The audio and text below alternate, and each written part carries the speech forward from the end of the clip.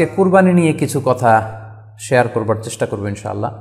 কুরবানির প্রসঙ্গটা আসলেই আমাদের স্মৃতির মানসপটে আমাদের ইব্রাহিম আলাইহিসসালাম এবং ইসমাইল আলাইহিসসালামের যে কুরবানি, ওনাদের যে আত্মত্যাগ, এই দৃশ্যপটটি কিন্তু আমাদের চোখের সামনে ভেসে ওঠে। আমরা জানি যে ইব্রাহিম আলাইহিসসালাম আল্লাহ তাআলা সন্তুষ্টির জন্য স্বীয় পুত্র ইসমাইল আলাইহিসসালামকে কুরবানি করতে চেয়েছিলেন, এবং সেই প্রসঙ্গ থেকেই কিন্তু আমরা প্রতি বছর জিলহজের 10 তারিখে কুরবানি করে থাকি।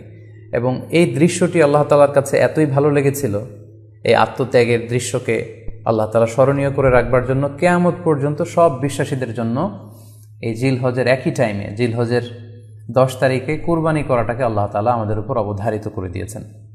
এই বিষয়টি সূরাতুস সাফফাতের 105 নম্বর আয়াতে আল্লাহ তাআলা এভাবে ইরশাদ করছেন, ফালাম্মা বালাগা মাআহু সা'য়া ক্বালা ইয়া বুনাইয়া ইন্নী আরা ফিল মানামি আন্নী আযবাহুক ফানজুর মাযা তারা। অর্থাৎ ইসমাঈল আলাইহিস সালাম যখন একটু বড় হলেন, বাবার সাথে হাঁটতে পারেন, দৌড়াদৌড়ি করতে পারেন, ঠিক তখন ইব্রাহিম আলাইহিস সালাম স্বপ্নে দেখলেন যে তিনি ইসমাঈল আলাইহিস সালামকে কুরবানি করছেন, এবং স্বপ্ন দেখেই তিনি সরাসরি ছেলের সাথে কনসালটেশনে গেলেন, পরামর্শ করলেন যে বাবা, আমি তো স্বপ্নে দেখেছি যে আমি তোমাকে কুরবানি করছি, ফানজুর মাযা তারা, what do you think about it, what's your opinion about it, তোমার মতামত কি সেটা তুমি আমাকে বলো।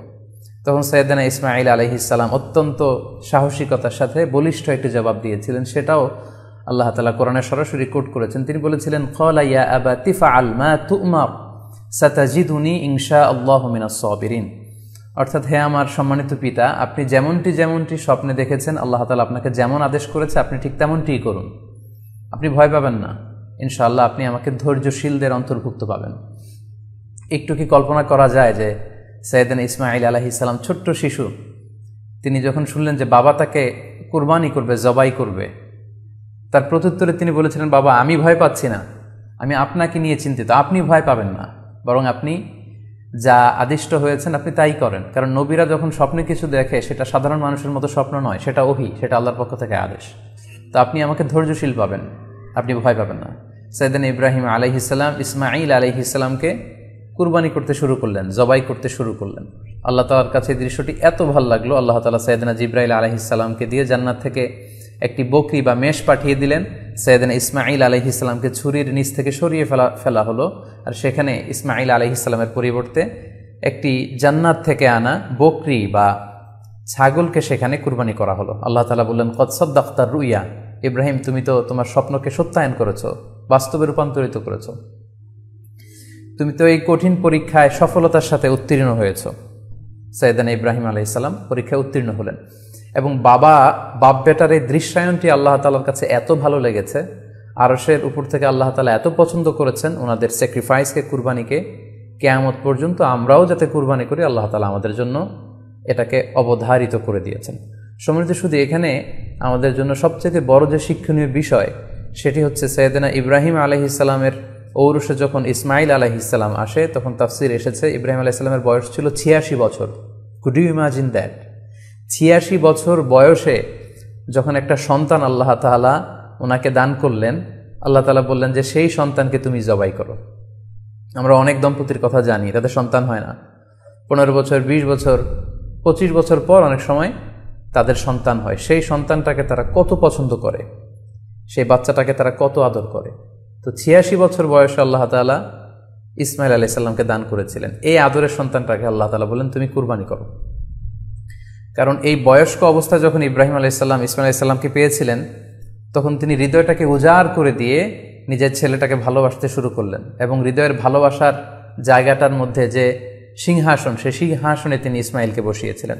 আল্লাহ তাআলা চেয়েছিলেন যে ইসমাঈলকে সেখান থেকে সরিয়ে ওই ভালোবাসার সিংহাসনের জায়গাটাতে তুমি যেন আল্লাহ তাআলাকে স্থান দাও, এবং সেই পরীক্ষাটাই তিনি বেসিক্যালি সাইয়েদনা ইব্রাহিম আলাইহিস সালামের কাছ থেকে করেছিলেন, এবং সেই পরীক্ষায় সাইয়েদনা ইব্রাহিম আলাইহিস সালাম সফলতার সাথে উত্তীর্ণ হয়েছিলেন। অর্থাৎ আল্লাহ চেয়েছিলেন যে তোমার হৃদয়ের ভালোবাসার সবচাইতে বড় জায়গাটা হচ্ছে ইসমাঈলের, তোমার পুরো হৃদয়টা জুড়ে আছে ইসমাঈল। আমি চাই তুমি আমার সন্তুষ্টির জন্য এই ইসমাঈলকে বিলিয়ে দাও, এই ইসমাঈলকে কুরবানি করে দাও। সম্মানিত শুধু এই স্টোরিটা থেকে আমাদের জন্য শিক্ষা হচ্ছে যে সাইয়েদনা ইব্রাহিম আলাইহিস সালামের হৃদয়ের সবচাইতে পছন্দনীয় বিষয়টা ছিল ইসমাঈল। তিনি ইসমাঈল আলাইহিস সালামকে, নিজের ছেলেকে বেশি পছন্দ করতেন। ইব্রাহিম আলাইহিস সালামের হৃদয়ে যেমনি ইসমাইল ছিল, আমাদের প্রত্যেকের হৃদয়ে কিন্তু এরকম এক একটা ইসমাইল আছে, কল্পিত ইসমাইল, রূপক ইসমাইল। আমাদের কারো হৃদয়ের ইসমাইল হচ্ছে আমাদের টাকা পয়সা, আমাদের কারো হৃদয়ের ইসমাইল হচ্ছে আমার ব্যাংক ব্যালেন্স, আমাদের কারো হৃদয়ের ইসমাইল হচ্ছে আমার দামি গাড়ি, আমাদের কারো হৃদয়ের ইসমাইল হচ্ছে আমার দামি গাড়ি, আমাদের কারো হৃদয়ের ইসমাইল হচ্ছে আমাদের যশ, খ্যাতি, আমাদের ক্ষমতা, প্রতিপত্তি, এগুলো। আল্লাহ তাআলা চান আমাদের প্রত্যেকের যার যার হৃদয়ের ইসমাইল যেটা, সেটাকে আমরা আল্লাহ তাআলার সন্তুষ্টির জন্য উৎসর্গ করতে পারবো কিনা, আল্লাহ তাআলার খুশির জন্য, সেরেফ শুধুমাত্র আল্লাহ তাআলার জন্য আমার হৃদয়ের ইসমাইলটাকে আমি স্যাক্রিফাইস করতে পারবো কিনা। এই শিক্ষাটা দেওয়ার জন্যই বেসিক্যালি আল্লাহ তাআলা এই কুরবানিকে আমাদের জন্য প্রেসক্রাইব করেছেন। আল্লাহ তাআলা চান যে আমাদের হৃদয়ের পুরো জায়গাটা জুড়ে যেন আল্লাহ তাআলার সন্তুষ্টি, আল্লাহ তাআলার ভালোবাসা, আল্লাহকে যে আমরা ফিল করি, আল্লাহকে যে আমরা ভয় পাই, সেই জায়গাটাতে যেন আমরা আল্লাহ তাআলাকে রাখতে পারি। এটাই মূলত আল্লাহ তাআলা আমাদের কাছ থেকে চান। এবং আমাদের জীবনের সব কাজগুলোই হবে শুধুমাত্র কেবলমাত্র আল্লাহ তাআলার সন্তুষ্টির জন্য। এজন্য বিশ্বনবী সাল্লাল্লাহু আলাইহি ওয়াসাল্লামকে কিন্তু আল্লাহ রাব্বুল আলামিন শিখিয়ে দিয়েছেন যে কুল ইন্না সলাতি ওয়া নুসুকি ওয়া মাহইয়ায়া ওয়া মামাতি লিল্লাহি রাব্বিল আলামিন। হে নবী, আপনি বলুন যে আমার নামাজ, আমার কুরবানি, আমার জীবন, আমার মরণ সবটাই তো আল্লাহর জন্য। তাই আমাদের হৃদয়ে যদি আমরা আল্লাহকে স্থান দিতে পারি, আমাদের সব কিছু, সাইয়েদনা ইব্রাহিম আলাইহিস সালাম যেমনি নিজের প্রিয় পুত্র সন্তানকে কুরবানি করেছিলেন, ঠিক তেমনিভাবে আমাদের হৃদয়ের ইসমাইলটাকেও যদি আমরা আল্লাহ সন্তুষ্টির জন্য স্যাক্রিফাইস করতে পারি, কুরবানি করতে পারি, তাহলেই কিন্তু এই কুরবানির শিক্ষাটা আমাদের জন্য বাস্তবায়িত হবে বা সফল হবে। এবং এই শিক্ষাটা দেওয়ার জন্য আল্লাহ তাআলা এই কুরবানির বিধানকে আমাদের জন্য জারি করেছেন, যে আমাদের হৃদয়ে শুধু আল্লাহ তাআলার ভয় থাকবে। এবং এই যে আমরা কুরবানি করবে, কুরবানির রক্ত, গোশত, চামড়া কোনোটাই কিন্তু আল্লাহ তাআলার কাছে পৌঁছে না, পৌঁছে হচ্ছে আমাদের হৃদয়ের ভয়, তাকওয়াটা আল্লাহ তাআলার কাছে পৌঁছে। সূরাতুল হজ্জের 37 নম্বর আয়াতে আল্লাহ বলছেন, লা ইয়ানালাল্লাহা লুহুমুহা ওয়ালা দিমাউহা ওয়ালাকি ইয়ানালুহুত তাকওয়া মিনকুম। এই কুরবানির রক্ত, কুরবানির গোশত, এগুলো তো আল্লাহর কাছে পৌঁছে না, আল্লাহর কাছে পৌঁছে হচ্ছে তোমাদের তাকওয়া। আমরা কতটা ইখলাসের সাথে, কতটা আন্তরিকতার সাথে, কতটা আনুগত্যের সাথে আমাদের সম্পদ, আমাদের নিজেদেরকে আমরা আল্লাহর কাছে সোপর্দ করতে পেরেছি, আমরা কতটা আল্লাহর সমর্পিত বান্দা হতে পেরেছি, এটাই হচ্ছে এই কুরবানির শিক্ষা, যেটা সাইয়েদনা ইব্রাহিম আলাইহিস সালাম গোটা বিশ্ববাসীর জন্য নিদর্শন এই ঘটনার মধ্য দিয়ে কিন্তু আমাদের জন্য রেখে গিয়েছেন। তাই আমরা এই কুরবানির মধ্য দিয়ে এটা যেন ফিল করি যে আমাদের সবটুকুন আমরা আল্লাহর জন্য বিলিয়ে দিতে প্রস্তুত আছি। সম্মানিত, শুধু এই কুরবানির দিনে ইয়াউমুন নাহারে বা 10 জিলহজে আমরা যে কুরবানি উদযাপন করবো, ঈদুল আজহা উদযাপন করব, এই দিনের সবচাইতে প্রিয় আমল হচ্ছে আল্লাহ তাআলার কাছে পশু জবাই করে, যেটা আমরা বলেছি ইব্রাহিম আলাইহিস সালামের সেই ঘটনার, সেই দৃশ্যায়নের পুনরাবৃত্তি আল্লাহ তাআলা সেটা দেখতে চান। আমরা পশু জবাই করে রক্ত প্রবাহিত করে দেয়, এটা আল্লাহ তাআলার কাছে খুবই পছন্দনীয়। সুনানে তিরমিজিতে এসেছে, আয়েশা রাদিয়াল্লাহু তাআলা আনহা থেকে বর্ণিত, তিনি বলেন, আন্না রাসূলুল্লাহ সাল্লাল্লাহু আলাইহি ওয়াসাল্লাম ক্বাল, আল্লাহ রাসূল সাল্লাল্লাহু আলাইহি ওয়াসাল্লাম বলেছেন, মা আমিলা আদামিয়ুন মিন আমালিন ইয়াউমান নাহার আহাব্বা ইলাল্লাহি মিন ইহরাকিদ দাম। অর্থাৎ ইয়াউমুন নাহারে 10 জিলহজে পশু কুরবানি দিয়ে সে পশুর রক্ত প্রবাহিত করে দেওয়ার চেয়ে শ্রেষ্ঠ কোনো আমল আর আল্লাহর কাছে হতে পারে না, এর চেয়ে কোনো প্রিয় আমল আল্লাহর কাছে নেই। তার মানে কুরবানির দিনে সবচাইতে প্রিয় আমল, আল্লাহর কাছে পছন্দনীয় আমল হচ্ছে কুরবানি করা। তাই আমাদের যাদের সাধ্য আছে আমরা যেন বেশি বেশি কুরবানি করি। সম্মানিত, শুধু আমরা জানি যে এই কুরবানিকে আল্লাহ তাআলা আমাদের উপর আবশ্যক করেছেন। কুরবানির হুকুম সম্পর্কে যদি বলি তাহলে বলবো যে এটা ওয়াজিব হানাফি স্কুল অফ থট অনুযায়ী, কিন্তু অন্যান্য মাযহাবে এটাকে সুন্নাতে মুআক্কাদা বলা হয়েছে। মেজরিটি স্কলাররা, জুমহুরুল ফুকাহা, ইমাম শাফিঈ, আহমদ এবং ইমাম মালিকদের মতে, তাদের মতে এটা হচ্ছে সুন্নাতে মুআক্কাদা। কিন্তু হানাফি মাযহাবে এই কুরবানি করা হচ্ছে ওয়াজিব। যেহেতু আমাদের বাংলাদেশে বেশিরভাগই হচ্ছে হানাফি মাযহাবের অনুসারী, সো এটা কিন্তু আমাদের জন্য অবধারিত। যাদেরকে আল্লাহ তাআলা সম্পদ দিয়েছেন, টাকা পয়সার মালিক বানিয়েছেন, স্বাবলম্বী করেছেন, আমাদের প্রত্যেকের উপর কিন্তু এই কুরবানি করাটা ওয়াজিব। যেহেতু কুরবানি একেবারে আমাদের সন্নিকটে, সো এই কুরবানি নিয়ে আমাদের মধ্যে অনেক ধরনের প্রশ্ন রয়েছে। খুব বেশি যে প্রশ্নটি করা হয়েছে সেটি হচ্ছে জানতে চাওয়া হয়েছে 7 ভাগে কুরবানি করা যাবে কিনা। এই ধরনের প্রশ্ন কিন্তু আমরা আগে শুনতাম না।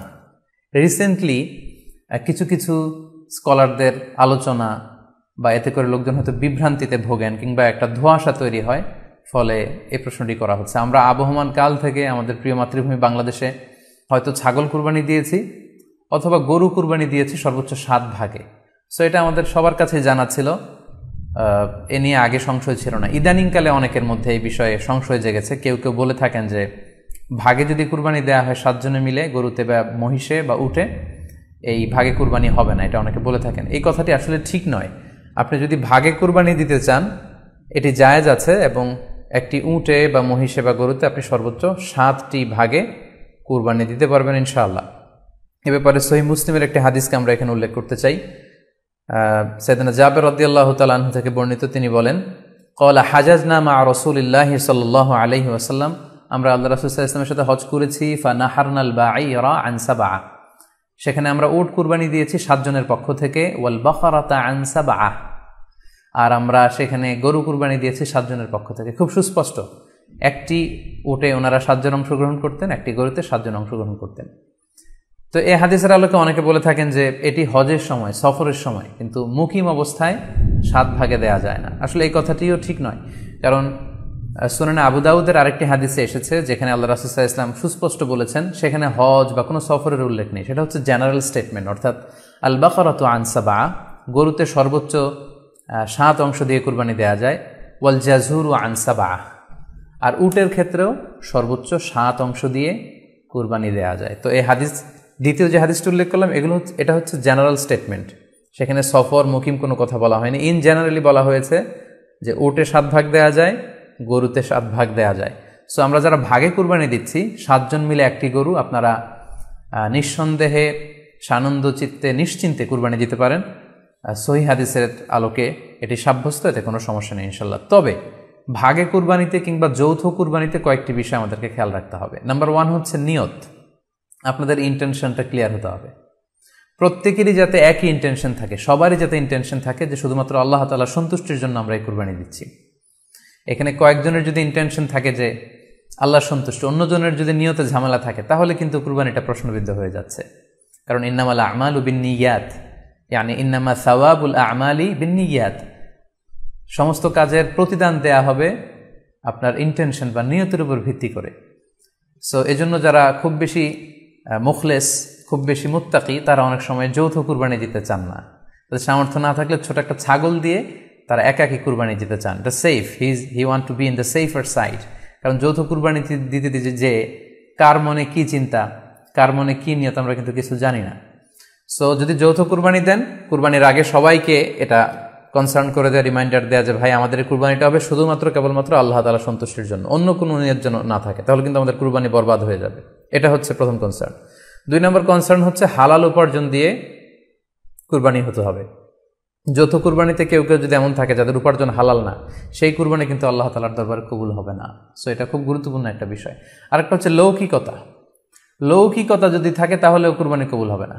যৌথ কুরবানিতে কারো যদি এটা থাকে যে আমার গরুটা সবচেয়ে বড়, আমাদের গরুটা এলাকার সবচেয়ে বড় গরু, এবং সবাইকে বলে বেড়াচ্ছে যে এইবারের গরুটা সবচেয়ে বড় হয়েছে, আমার চেয়ে বড় গরু কেউ দিতে পারে না এই এলাকায়।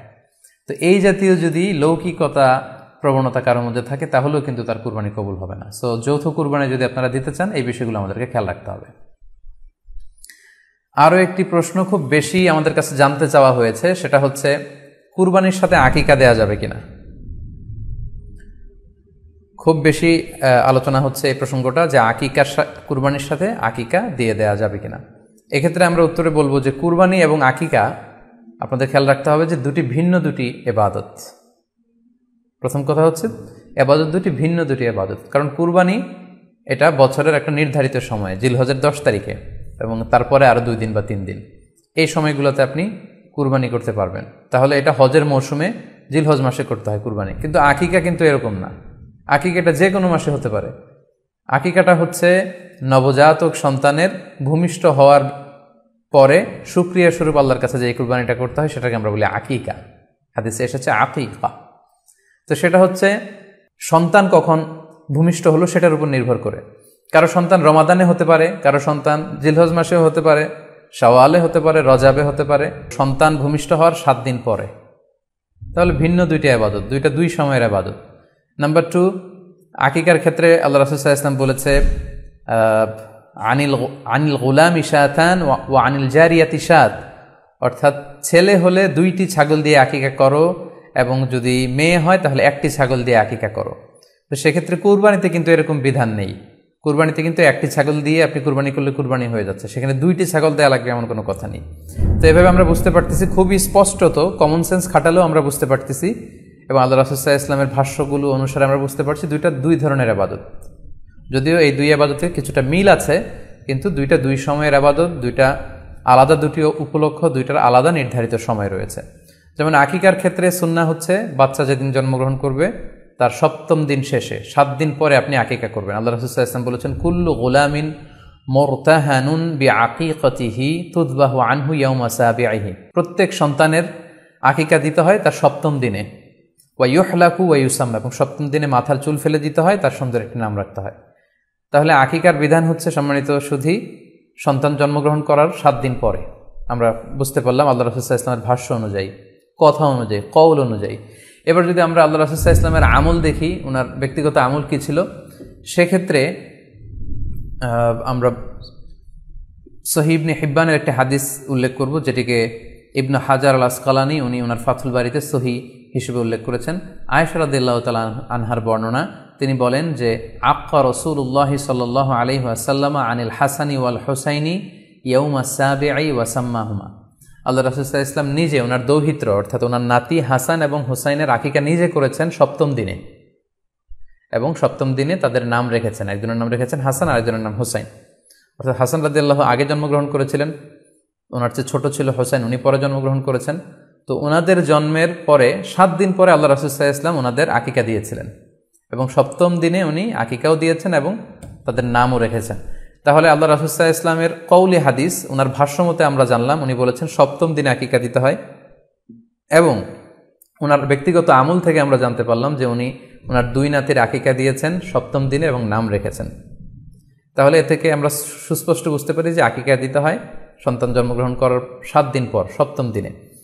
যদিও তবারানিতে আরেকটি হাদিস এসেছে যেখানে বলা হয়েছে যে আকিকা 7ম দিনেও দেয়া যায়, 14তম দিনে দেয়া যায়, 21তম দিনে দেয়া যায়। যদি 7ম দিনে কেউ দিতে না পারে কোনো কারণে, তাহলে 14তম দিন, না পারলে 21তম দিন। তাহলে সুস্পষ্টভাবে উল্লেখ আছে যে আকিকার সময়সীমা 7ম দিনের কথা আমাদেরকে বলা হয়েছে। তো সেক্ষেত্রে আপনার সন্তান জন্মগ্রহণ করলে আপনি শুকরিয়া স্বরূপ কুরবানি করবেন, আত্মীয় স্বজনকে খাওয়াবেন, আকিকার গোশত নিজেরাও খাবেন। তো এটা যদি আপনি কুরবানির জন্য রেখে দেন, তাহলে তো সন্তান দুনিয়াতে আসার এই আনন্দটা থাকে না। একজন যখন সন্তান পায়, সে কেমন যেন আকাশের চাঁদ হাতে পায়। তো তখন তার 7 দিনের মধ্যে যে আনন্দটা থাকে, ওই দিন তার নাম রাখা হবে, আত্মীয় স্বজনরা আসবে, বাচ্চাকে দেখবে, দোয়া করবে, তখন আকিকা করে গোশত নিজে খাবেন, আত্মীয়দের খাওয়াবেন, পাড়া প্রতিবেশীদেরকে দিবেন। এটা হচ্ছে সন্তান ভূমিষ্ঠ হওয়ার উপলক্ষকে কেন্দ্র করে এই আকিকা। সো এটাকে কুরবানির সাথে মিক্স আপ করার কোনোই প্রয়োজন নেই, এবং এক্ষেত্রে সুস্পষ্ট গাইডলাইন হচ্ছে যে 7ম দিনে আকিকাটা দিতে হয়। সো আমরা যেন 7ম দিনে আকিকাটা দেই। তবে হ্যাঁ, এখন প্রশ্ন হচ্ছে 7ম দিনে কেউ দিতে পারেননি, 14তম দিনেও দিতে পারেননি, 21তম দিনেও দিতে পারেননি, হাতে টাকা ছিল না, সামহাও কোনো কারণে মিস করেছেন, তখন আপনি যখন সুযোগ হয় তখন করে দেন। ওই প্রেক্ষাপটে আপনি যদি কুরবানির সময়ও আকিকা দিয়ে দিতে চান, এটা আদায় হয়ে যাবে ইনশাল্লাহ। আশা করা যায় আদায় হয়ে যাবে, এবং এটা জায়েজ আছে। তবে এটা সুন্নাহ নয়। সুন্নাহ হচ্ছে 7ম দিনে আকিকা দেওয়া। পাশাপাশি গরু দিয়ে, মহিষ দিয়ে, উট দিয়ে আকিকা দেওয়াও কিন্তু সুন্নাহ নয়। আকিকা দেওয়া সুন্নাহ হচ্ছে ছাগল দিয়ে। সুন্নাহসম্মত হচ্ছে আকিকা 7ম দিনে দেয়া এবং ছাগল দিয়ে দেয়া। ছেলের ক্ষেত্রে 2টি ছাগল, মেয়ের ক্ষেত্রে 1টি ছাগল। আশা করি কুরবানির সাথে আকিকার প্রসঙ্গটি আপনাদের কাছে ক্লিয়ার হয়েছে। সম্মানিত শুধু এবার আমরা শুনবো আরও একটি মোস্ট আস্কড কোশ্চেন, কুরবানি না দিয়ে কুরবানির টাকা দান করে দিলে ওই সওয়াব পাওয়া যাবে কিনা।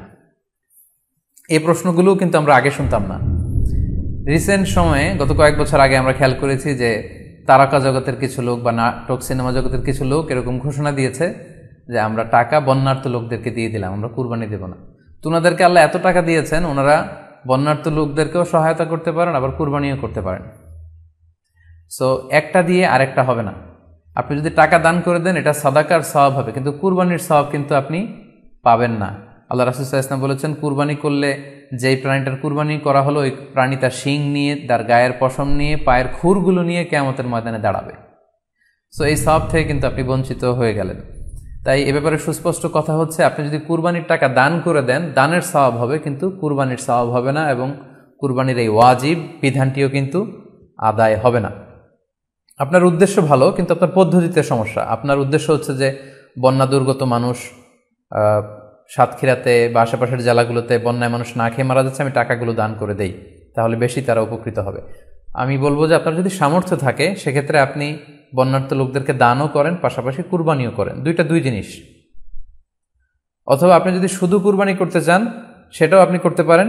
আপনি কুরবানি করবেন, এতে করে কিন্তু আপনি যে দান করতে চান আপনার এই পারপাসটাও কিন্তু সার্ভ হবে।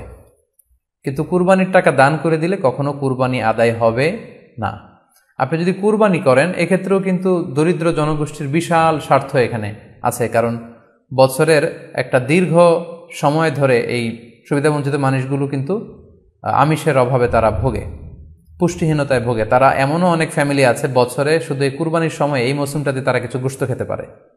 সো তাদের মধ্যে আপনি কুরবানি করে এই গোশত বিতরণ করতে পারেন। সো এই কোভিড-19 পিরিয়ডে আমাদের উচিত বেশি বেশি কুরবানি করা, কুরবানি করে এই অভুক্ত মানুষদের ঘরে ঘরে কুরবানির গোশত পৌঁছে দেয়া। তাহলে আপনি কুরবানির মাধ্যমে কিন্তু এই গোশত বিতরণ করে তাদের সহায়তা করতে পারলেন।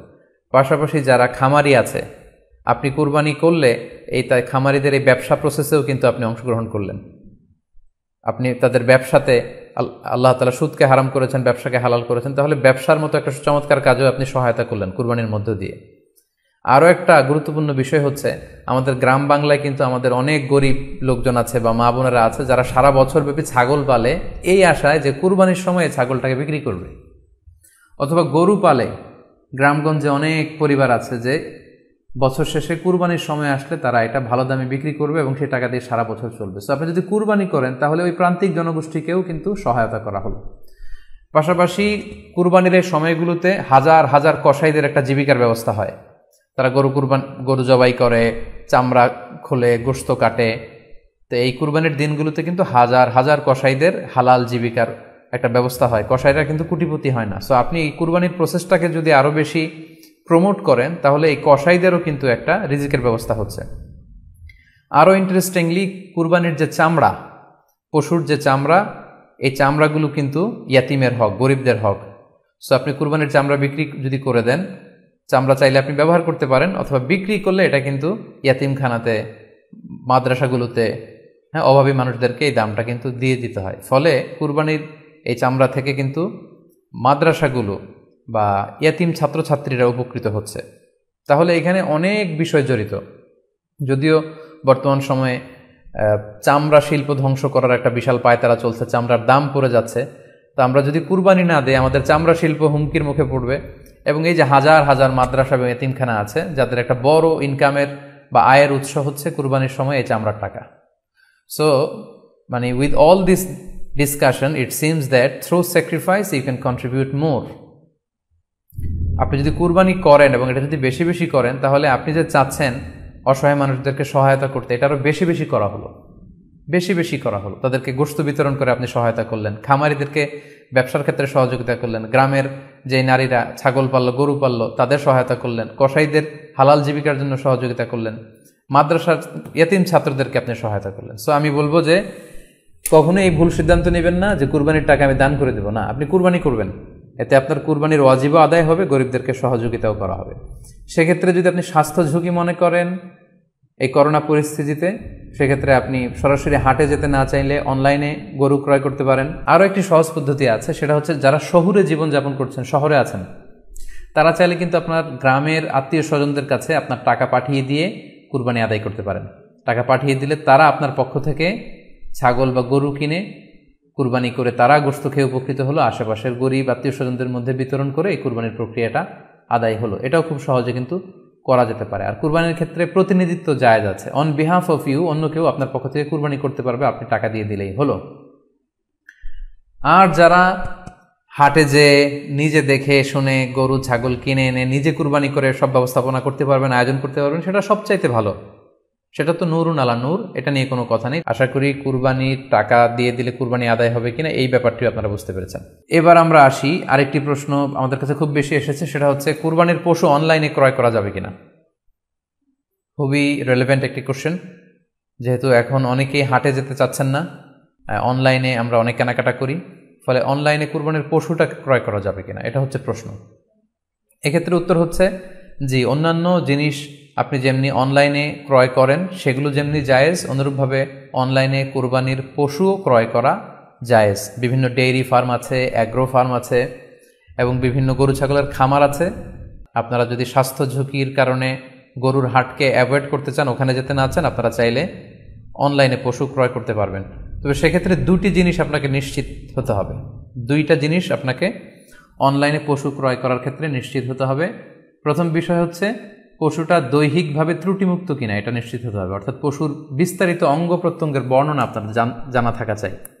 পশুটা সুস্থ আছে কিনা, বাহ্যিকভাবে সমস্ত ত্রুটিমুক্ত কিনা, এটা জানতে হবে। 2 নম্বর হচ্ছে পশুর বয়স সম্পর্কে আপনার জানতে হবে, কারণ যে কোনো বয়সের পশু দিয়ে কুরবানি করা যায় না, এটার একটা নির্ধারিত বয়স সীমা দেওয়া আছে শরিয়াতে, সেটা আপনাকে মেনটেন করতে হবে। প্রথম হচ্ছে সালিমাতুন মিনাল উয়ুবি যাহিরা, বাহ্যিক ত্রুটিমুক্ত হওয়া। যে কোনো পশু দিয়ে কিন্তু, অসুস্থ পশু দিয়ে কুরবানি করলে কিন্তু কুরবানি হবে না। এক্ষেত্রে আমরা সুনানে নাসাইর একটি হাদিস উল্লেখ করব। হাদিসটি সহিহ, বারা ইবনে আযিব রাদিয়াল্লাহু তাআলা আনহু বর্ণনা করেছেন। আল্লাহ রাসূল সাল্লাল্লাহু আলাইহি ওয়াসাল্লাম বলেছেন, লা ইয়াজুজু মিনাদ দাহায়া আল আওরাউল বাইয়িনু আওরুহা, এমন পশু দিয়ে কুরবানি হবে না যেই পশুটা সুস্পষ্টভাবে অন্ধ কানা কোনো পশু দিয়ে কুরবানি হবে না। ওয়াল আরজাউল বাইয়িনু আরাজুহা, খোড়া, কুরবানি যেখানে করা হবে ওই জায়গা পর্যন্ত হেঁটে যেতে পারছে না, মাঠ থেকে বাড়িতে আনা যাচ্ছে না, এরকম খোড়া প্রাণী দিয়ে কুরবানি করা যাবে না। ওয়াল মারিদাতুল বাইয়িনু মারাদুহা, খুব বেশি অসুস্থ, খুবই দুর্বল অসুস্থ প্রাণী দিয়ে কুরবানি করা যাবে না। ওয়াল আজফা উল্লাতি লা তুনকি, এবং এমন বয়স্ক বৃদ্ধ প্রাণী যে অতি বয়সের ভারে এটা নুজ্জ হয়ে গিয়েছে এবং এর হাড্ডির ভেতরে যে মজ্জা শুকিয়ে গিয়েছে, এরকম প্রাণী দিয়েও কিন্তু কুরবানি করা যাবে না। তাহলে সুনানে নাসাইয়ের এই সহিহ হাদিসটির মধ্য দিয়ে আমরা বুঝতে পারলাম যে অন্ধ প্রাণী দিয়ে কুরবানি করা যায় না, খোড়া প্রাণী দিয়ে করা যায় না, খুবই দুর্বল প্রাণী দিয়ে এবং খুব বয়স হয়েছে এরকম প্রাণী দিয়ে কিন্তু কুরবানি করা যাবে না। তারপর আমরা সুনানে তিরমিজির আরেকটি হাদিস এখানে উল্লেখ করব। এই হাদিসটিও হাসান পর্যায়ের হাদিস।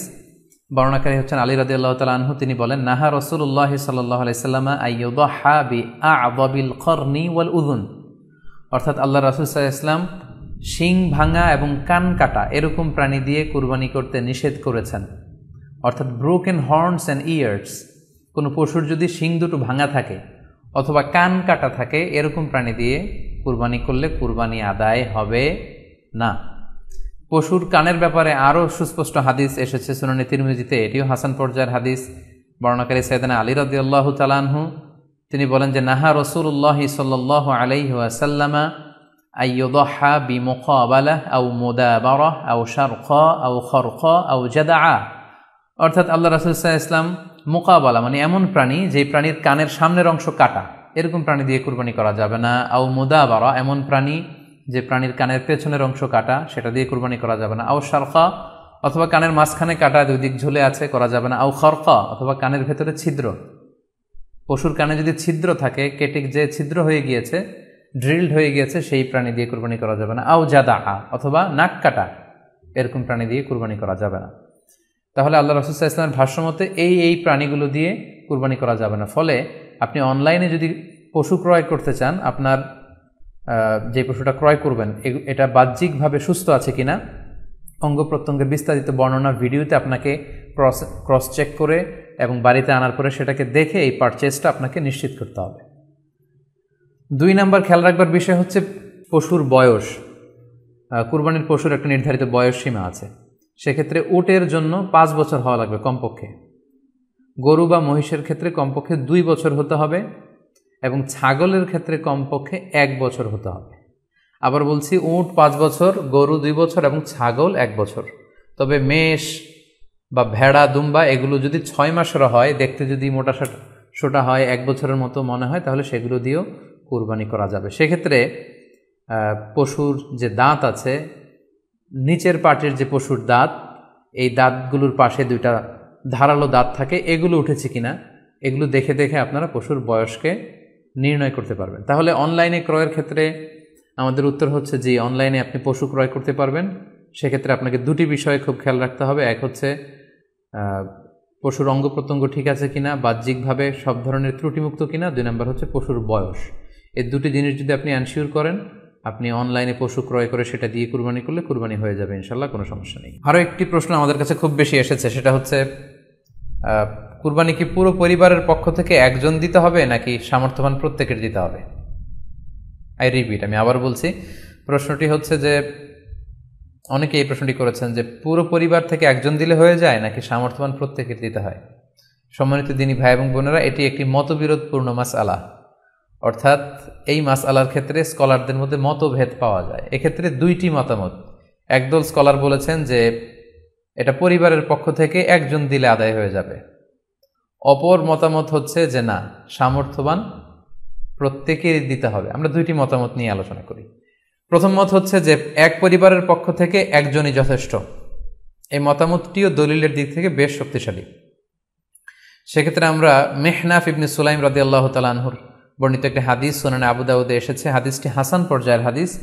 তিনি বলছেন, ও নাহনু উকুফুন মা রাসূলিল্লাহ বিআরাফাতিন, আমরা রাসূল সাল্লাল্লাহু আলাইহি ওয়াসাল্লামের সাথে 9 জিলহজ আরাফার ময়দানে ছিলাম। ক্বালা, তখন আল্লাহ রাসূল সাল্লাল্লাহু আলাইহি ওয়াসাল্লাম আমাদেরকে বলেছেন, ইয়া আইয়ুহান নাস, হে মানব সকল, ইন্না আলা কুল্লি আহলি বাইতিন ফি কুল্লি আমিন উদহিয়া, অর্থাৎ প্রত্যেকটি, আল্লাহ রাসূল সাল্লাল্লাহু আলাইহি ওয়াসাল্লাম বলেছেন প্রত্যেকটি ফ্যামিলির জন্য প্রতি বছর একটি কুরবানি ওয়াজিব হয়। আমি আবার বলছি, প্রত্যেক ফ্যামিলির জন্য প্রতি বছর কুরবানি দিতে হয় কয়টি? একটি। তাহলে কুরবানি পরিবারের পক্ষ থেকে একটি দিলেই আদায় হয়ে যাবে। সুনানি তিরমিজির আরও একটি হাদিস আমরা এখানে উল্লেখ করতে পারি। এই হাদিসটিও সহিহ। সাইয়েদনা আতা ইবনে ইয়াসার রাদিয়াল্লাহু তাআলা আনহু, উনি আবু আইয়ুব আল আনসারী রাদিয়াল্লাহু তাআলা আনহুকে জিজ্ঞেস করেছিলেন যে কাইফা কানাতিল উদহিয়া ফি আহদি রাসূলিল্লাহ, হে আল্লাহর নবীর সাহাবী, আল্লাহ রাসূল সাল্লাল্লাহু আলাইহি ওয়াসাল্লামের জামানাতে কুরবানি কেমন হতো, কিভাবে তারা কুরবানি দিতেন? তো আবু আইয়ুব আল আনসারী রাদিয়াল্লাহু তাআলা আনহু বলেছেন, কানা রাজুলু ইউদাহি বিশাতি আনহু ওয়া আন আহলিহি, আল্লাহ রাসূল সাল্লাল্লাহু আলাইহি ওয়াসাল্লামের সময়কালে লোকজন একটি ছাগল কুরবানি দিত তার পক্ষ থেকে এবং তার ফ্যামিলির পক্ষ থেকে। আনহু ওয়া আন আহলিহি, তার নিজের পক্ষ থেকে এবং ফ্যামিলির পক্ষ থেকে।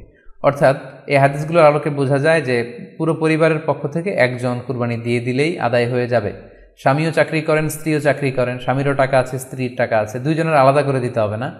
স্বামী যদি একটা ছাগল কুরবানি দিয়ে দেয় তাহলে স্ত্রীর পক্ষ থেকে, পুরো ফ্যামিলির পক্ষ থেকে কুরবানি আদায় হয়ে যাবে। এই হাদিসগুলোর আলোকে বোঝা গেল। দ্বিতীয় আরেকটি মত আছে, সেই মতটি হচ্ছে প্রত্যেক সামর্থ্যবানের উপর ওয়াজিব। এটি ইমাম আবু হানিফার মত এবং আমাদের বাংলাদেশে এটিরই প্রচলন হয়ে এসেছে। আমরা এই মতামতটিকেই বেশি আমরা শুনে থাকি সব জায়গায়, যে যারাই সামর্থ্যবান প্রত্যেকের আলাদাভাবে দিতে হয়। স্বামী সামর্থ্যবান হলে স্বামীর দিতে হবে, স্ত্রী সামর্থ্যবান হলে স্ত্রীকে দিতে হবে, ছেলেরা হলে ছেলের দিতে হবে। এটা প্রত্যেকের আলাদাভাবে ইন্ডিভিজুয়ালি দিতে হয়।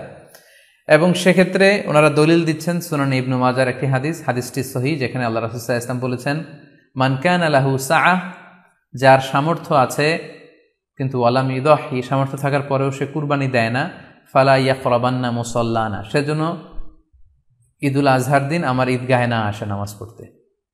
আল্লাহ রাসূল সাল্লাল্লাহু আলাইহি ওয়াসাল্লাম হুঁশিয়ারি বাণী ঘোষণা করেছেন, ধমক দিয়েছেন যে সামর্থ্য থাকার পরেও যে কুরবানি দেয় না সেজন্য আমার ঈদগাহে না আসে। এই হাদিসের আলোকে ওনারা বলেছেন মান কানা লাহু সাআহ, যার সামর্থ্য আছে।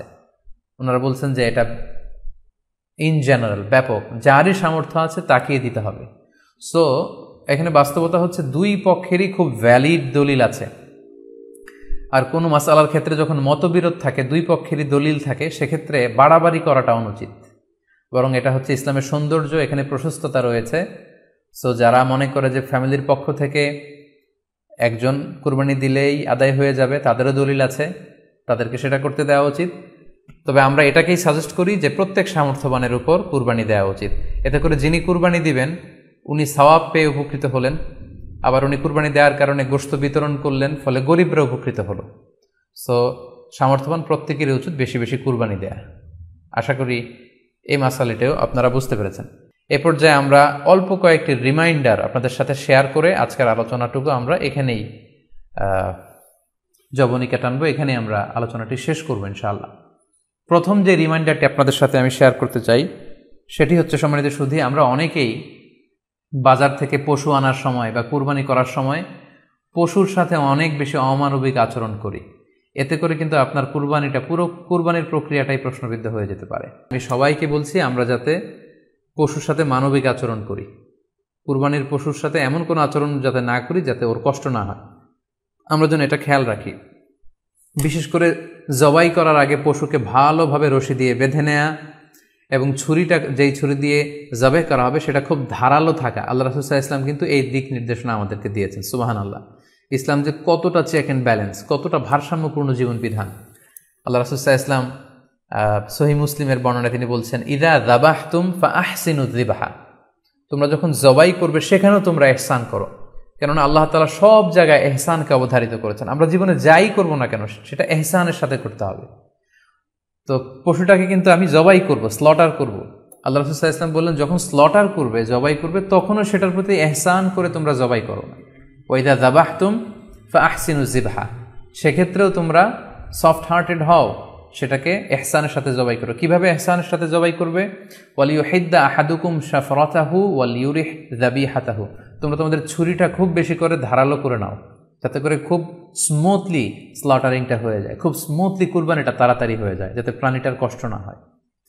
আমরা প্রায়ই আমাদের বেখেয়ালে বা অবহেলাবশত কুরবানির পশু ট্রাক থেকে নামানো, হাট থেকে নিয়ে আসা, এমনভাবে আমরা কুরবানির পশুর সাথে ট্রিট করি, এতে করে কিন্তু অনেক অমানবিক আচরণ আমাদের দ্বারা প্রকাশ পেয়ে যায়। সো আমরা যদিও এটাকে জবাই করব, আমরা যেন ইহসানের সাথে জবাই করি, এই বিষয়টা যেন আমরা খেয়াল রাখি। এটা হচ্ছে প্রথম রিমাইন্ডার। দ্বিতীয় রিমাইন্ডার হচ্ছে, আমাদের দেশে প্রায় এটা ঘটে, জবাই করার পরে অনেক কসাইরা তাড়াতাড়ি এই পশুটার দেহ থেকে প্রাণ বের হয়ে যাওয়ার জন্য ছোট ছুরি দিয়ে জবাই করা প্রাণীটার গলার মধ্যে খোঁচা মারতে থাকে, গলায় বারবার খোঁচা মারতে থাকে। এটা কিন্তু ঠিক না। স্পাইনাল কর্ডে যদি আপনি জবাই করার পরে বারবার খোঁচা মারেন, তাহলে কিন্তু এই প্রাণীটার অপমৃত্যু হতে পারে, অর্থাৎ এটা স্বাভাবিক কোনো মৃত্যু নয়। স্বাভাবিক মৃত্যু হচ্ছে জবাই করে দেয়া, এবং ইসলাম এটাকে আমাদের জন্য বৈধ করেছেন। আমরা জানি যে পাশ্চাত্যে গরুর মাথায় বুলেট মারা হয়, অথবা ইলেকট্রিক্যাল শক দিয়ে ওটাকে হত্যা করা হয়, অথবা ভারী কোনো লোহার হাতুড়ি দিয়ে গরুর মাথায় আঘাত করে সেটাকে মারা হয়। কিন্তু ইসলাম এগুলোকে নিষেধ করেছে। ইসলামের বিধান হচ্ছে স্লটারিং করা, আপনি জবাই করে দিবেন। সেক্ষেত্রে আমার মনে হয় 10 থেকে 15 মিনিট যদি আমরা একটু ওয়েট করি, গরুর দেহ থেকে সবগুলো রক্ত কিন্তু বের হয়ে যাবে, ফলে এটার গোশতটা উপাদেয় হবে আমাদের জন্য। কিন্তু আমরা যদি তাড়াহুড়ো করে, বিশেষ করে অনেক কসাই ভাইরা রুহটা যাতে তাড়াতাড়ি বের হয়ে যায়, প্রাণটা যাতে তাড়াতাড়ি বের হয়ে যায়, জবাইয়ের পরে আবার ছোট ছুরি দিয়ে স্পাইনাল কর্ডে খোঁচা মারতে থাকে, এটা কিন্তু ঠিক না। এতে করে যেটা হয়, এটা স্বাভাবিক মৃত্যু হয় না, বরং অপমৃত্যু হয়ে থাকে। আমরা যখন কুরবানি করি তখন প্রাণীটার শ্বাসনালী এবং কণ্ঠনালী কেটে যায়, এবং তারপরে রক্তনালী, যেটাকে ইংরেজিতে বলে জুগুলার ভেইন, এই জুগুলার ভেইনটা যখন কেটে যায় তখন কিন্তু প্রাণীটা আর ব্যথা পায় না। গবেষণায় দেখা গিয়েছে যে যদিও আমরা দেখি যে প্রাণীটা খুব ছটফট করে, লাফালাফি করে, কিন্তু আসলে সে ব্যথা পায় না। জুগুলার ভেইন যখন কেটে ফেলে তখন ব্রেইন তাকে স্পাইনাল কর্ডের মাধ্যমে হার্টে সিগন্যাল দেয় আরও বেশি পাম্প করার জন্য, আরও বেশি রক্ত পাঠানোর জন্য। ফলে দেহের সবগুলো রক্ত গলার ওই কাটা জায়গা দিয়ে কিন্তু বের হয়ে যায়। কিন্তু ওই মুহূর্তে আপনি যখন ছোট ছুরি নিয়ে এটার স্পাইনাল কর্ডে খোঁচাখুচি করতে শুরু করেন, তখন কিন্তু এটার অপমৃত্যু ঘটে, এটার স্ট্রোক হতে পারে, এটা হার্ট অ্যাটাক করে মারা যেতে পারে। তাহলে সেটা কিন্তু স্বাভাবিকভাবে জবাইয়ের মধ্যে দিয়ে মৃত্যুবরণ করলো না, বরং হার্ট অ্যাটাক করে বা স্ট্রোক করে সেটা মারা গেল। তখন কিন্তু আপনার কুরবানিটা প্রশ্নবিদ্ধ হয়ে যেতে পারে। সেই জন্য আমি সকলের কাছে অনুরোধ করব, আপনারা তাড়াহুড়ো না করে 10 থেকে 15 মিনিট একটু ওয়েট করেন জবাইয়ের পরে, এটাকে স্বাভাবিকভাবে, ন্যাচুরালি, প্রাকৃতিকভাবে এটার রুহটা বের হতে দিন। তা না হলে আমাদের কুরবানি কিন্তু প্রশ্নবিদ্ধ হয়ে যেতে পারে। 3 নম্বর রিমাইন্ডার হচ্ছে, আমাদের বাংলাদেশের অনেক জেলায় আমরা হিন্দু মুসলমান একসাথে থাকি। আমার কাছে নিউজ এসেছে যে অনেক জায়গায় অনেকে হিন্দুদের মন্দিরের সামনে কুরবানির গরু জবাই করে। এটা ঠিক না, কারণ আমরা জানি যে ওরা এই গরুর পূজা করে থাকে। সো আমরা এমন কিছু করব না যেটা ওদেরকে খুব বেশি কষ্ট দিবে।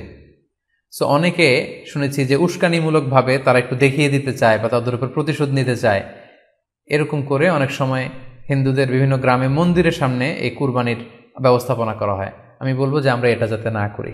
আমরা হিন্দুদের যে উপাসনালয় আছে, আমাদের হিন্দু ভাইদের উপাসনালয়গুলোকে স্কিপ করে এমন জায়গায় কুরবানি করব যাতে করে তাদের এই দৃশ্য দেখা না লাগে, এবং তাদের এবাদতগাহের সামনেও যাতে আমাদের এরকম পরিস্থিতি তৈরি করতে না হয়। আমরা যাতে সাম্প্রদায়িক সম্প্রীতি আমাদের এবাদতের মধ্য দিয়ে বজায় রাখতে পারি, এবং কোনো ধরনের উস্কানিমূলক কর্মকাণ্ডে যেন আমরা কখনোই যুক্ত না হই।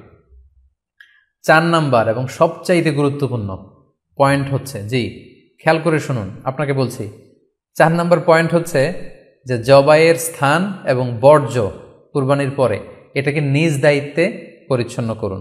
আই রিপিট, আমি আবার বলছি, যেখানে আপনি কুরবানি করলেন সেটাকে, এবং এই যে বর্জ্য ময়লা, এটা নিজ দায়িত্বে আপনি ক্লিন করুন। সিটি কর্পোরেশনের ভাইয়েরা সরকারি তত্ত্বাবধানে সারা বাংলাদেশের এই সব বর্জ্য আসলে পরিষ্কার করা সম্ভব না। জরিপে এসেছে যে 50 লক্ষ গরু জবাই করা হয় প্রত্যেকটা কুরবানির ঈদে। তো সেক্ষেত্রে আমাদেরকে দায়িত্বশীল হতে হবে। কুল্লুকুম রাঈন ওয়া কুল্লুকুম মাসউলুন আন রাইয়াতিহি। আল্লাহ রাসূল সাল্লাল্লাহু আলাইহি ওয়াসাল্লাম বলেছেন, তোমরা প্রত্যেকে দায়িত্বশীল, আর তোমাদের প্রত্যেকের দায়িত্বের ব্যাপারে কিয়ামতের ময়দানে আল্লাহ তাআলা কিন্তু তোমাদেরকে জিজ্ঞেস করবে। তাই আমরা যেন নিজ দায়িত্বে এই কুরবানির করার স্থান এবং বর্জ্য যেন পরিষ্কার করি। ব্লিচিং পাউডার দিয়ে বেশি করে পানি মেরে আমরা যেন পরিষ্কার পরিচ্ছন্ন রাখি, কারণ আত-তুহুরু শাতরুল ঈমান, পরিষ্কার পরিচ্ছন্নতা এটা হচ্ছে ঈমানের অঙ্গ। এই বিষয়টা জানে আমরা খুব গুরুত্বের সাথে নেই, এবং নিজ নিজ কুরবানি আমরা যেখানে দিলাম সেই জায়গাটা যেন আমরা পরিষ্কার করি। বিশেষ করে বিভিন্ন সংস্থা যারা অনেক অনেক কুরবানি করবেন, ভলান্টিয়ারলি বিভিন্ন কুরবানি করে কুরবানির গোশত বিতরণ করবেন, আপনারা এরকম ভলান্টিয়ারলি ক্লিনলিনেস ক্যাম্পেইন করতে হবে, যাতে কোনো ধরনের রক্ত, ময়লা, বর্জ্য, আবর্জনা না থাকে। এই ব্যাপারটাকে যেন আমরা খেয়াল রাখি। সর্বশেষ হচ্ছে, অনেকে জিজ্ঞেস করেন যে ফ্রিজে রাখা যাবে কিনা। জি, কুরবানির গোশত ফ্রিজে রাখা যাবে। ইবনে আব্বাস রাদিয়াল্লাহু তাআলা আনহুর মত অনুযায়ী 3 ভাগ করা উত্তম, তবে এটা আবশ্যক নয়। আপনি 1 ভাগ নিজে খাবেন, 1 ভাগ আত্মীয় স্বজন প্রতিবেশীদের দিবেন, আরেক ভাগ গরিব দুঃখীদের মাঝে বন্টন করে দিবেন, এটা উত্তম, কিন্তু এটা আবশ্যক নয়। পুরো গোশত যদি আপনার লেগে যায় আপনি ভোগ করতে পারেন, আর যদি আপনার কাছে অতিরিক্ত গোশত থাকে এটা আপনি আত্মীয়দের দান করুন, গরিব আত্মীয়দের আপনি উপহার দিন, গরিব মিসকিনদের, সুবিধা বঞ্চিত মানুষদেরকে আপনি এগুলো দান করুন। কারণ সূরাতুল হাজ্জের 28 নম্বর আয়াতে আল্লাহ তাআলা বলেছেন, ফাকুলু মিনহা ওয়া আত'ইমুল বাঈসাল ফাকির, তোমরা কুরবানির এই গোশত নিজেরাও খাও এবং অভাবী লোকদেরকে দাও। এবং সহিহ বুখারীতে আল্লাহ রাসূল সাল্লাল্লাহু আলাইহি ওয়াসাল্লামের একটি বর্ণনা, আল্লাহ রাসূল সাল্লাল্লাহু আলাইহি ওয়াসাল্লাম বলেছেন, কুলু ওয়া আত'ইমু ওয়াদ্দাখিরু, অর্থাৎ কুরবানির গোশত তোমরা খাও, ওয়া আত'ইমু মানে অন্যদের খাওয়াও, ওয়াদ্দাখিরু এবং তোমরা এটাকে প্রিজার্ভ করে রাখো বা জমা করেও রাখতে পারো। অর্থাৎ আপনি চাইলে ফ্রিজে রাখতে পারবেন, আপনি পরবর্তীতে খেতে চাচ্ছেন আপনি রাখতে পারবেন ইনশাআল্লাহ। সো উত্তম হচ্ছে 3 ভাগ করে 1 ভাগ নিজে খাওয়া, 1 ভাগ আত্মীয় স্বজনদের, প্রতিবেশীদের দেয়া, এবং 1 ভাগ অভাবী, সুবিধা বঞ্চিত, গরিব মিসকিনদের মাঝে বন্টন করে দেয়া। এবং অবশ্যই অবশ্যই যাদের সামর্থ্য আছে আপনারা বেশি বেশি কুরবানি করুন, এবং এই কুরবানির মধ্য দিয়ে আমরা অনেক অনেক প্রান্তিক জনগোষ্ঠী, সুবিধা বঞ্চিত মানুষ, তাদের কাছে আমাদের সহায়তাগুলো পৌঁছে দিতে পারবো। আপনাদের সবাইকে আবারও আন্তরিক শুভেচ্ছা এবং অভিনন্দন। আমরা কামনা করি যে আল্লাহ তাআলার কাছে আমরা ফরিয়াদ করি জিলহজ মাসের প্রথম 10 দিনের যে বারাকা, রাহমা, আমরা যেন নফল ইবাদত করে করে বেশি বেশি তাকবীর, তাহলিল দিয়ে এই দিনগুলো যেন মুখরিত রাখতে পারি, বেশি বেশি নফল ইবাদত করতে পারি, নফল রোজা রাখতে পারি। বিশেষ করে অবশ্যই আরাফার দিনের রোজা যাতে আমরা মিস না করি। গোটা মুসলিম উম্মার জন্য আমরা দোয়া করি যে এই ঈদুল আজহার উৎসব যাতে আমরা ভাব গাম্ভীর্যের সাথে ইবাদতের মধ্য দিয়ে, আনন্দ উৎসবের মধ্য দিয়ে পালন করতে পারি। আপনাদের সবার জন্য আমি দোয়া করছি, আমি নিজেও আপনাদের সবার কাছে দোয়া চাই। আল্লাহ তাআলা আপনাদের সবাইকে ভালো রাখুক, সুস্থ রাখুক, ঈমানের সাথে রাখুক। আপনারা শেয়ার করবেন বলে আশা করছি। সুবহানাকাল্লাহুম্মা ওয়া বিহামদিকা আশহাদু আল্লা ইলাহা ইল্লা আনতা আস্তাগফিরুকা ওয়া আতুবু ইলাইক। ওয়াসসালামু আলাইকুম ওয়া রাহমাতুল্লাহি।